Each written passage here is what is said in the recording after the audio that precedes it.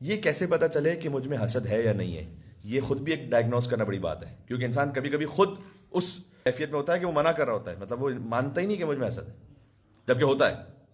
Self denial جس کو کہتے ہیں۔ 14 نشانیاں اس کی، آج 2-3 سن لیجئے گا، باقی بعد میں سناؤں گا۔ 14 نشانیاں کہ انسان خود اپنے آپ میں یہ دیکھے کہ میں کسی سے حاسد تو نہیں ہوں۔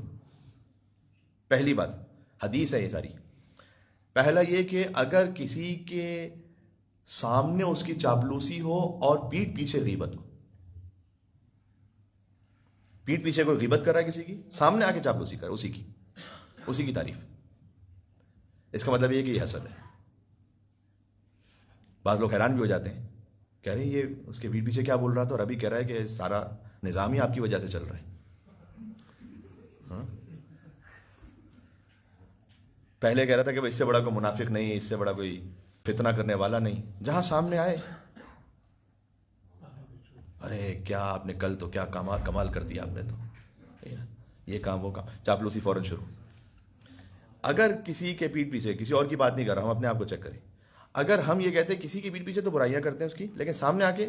بڑی اچھی چاپلوسی کرتے ہیں، اس کا مطلب ہے کہ ہم اس سے حسد کرتے ہیں، مانے یا نہ مانے، پہلی بات۔ دوسرا، اگر کوئی کسی مشکل میں گرفتار ہوتا ہے تو اس سے میں اندر اندر خوشی ہوتی ہے۔ کوئی پھنس جاتا ہے کسی معاملے میں، اچھا اس کا کام اٹک گیا۔ کوئی کسی مشکل میں گرفتار ہو، بعض مرتبہ ایسا ہوتا ہے، دو دوست ہیں، دو فرض کیجئے کہ لڑکیاں آپس میں دوست ہیں، ایک کی شادی ہو گئی ایک کی نہیں ہوئی،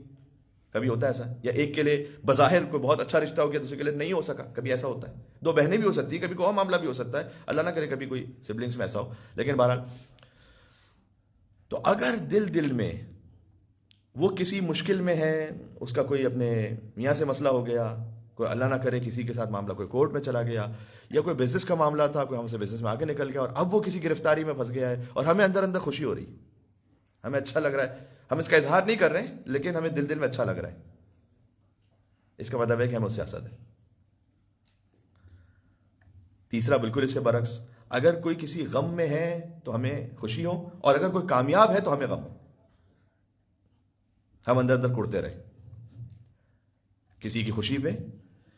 مولا علی نے فرمایا حاسد کی بدبختی کے لیے کیا یہی کافی نہیں ہے کہ جب سب خوش ہوتے ہیں تو وہ غمگین ہوتا ہے۔ ایک شادی جس میں سب خوش ہیں ماشاءاللہ، لیکن کسی کو کسی وجہ سے حسد ہے، خاندان میں کوئی ہے، کوئی اور معاملہ ہے، سب خوش ہیں اور وہ غم میں کوڑ رہا ہے، امام نے کہا حاسد کے لیے یہی کافی ہے بس۔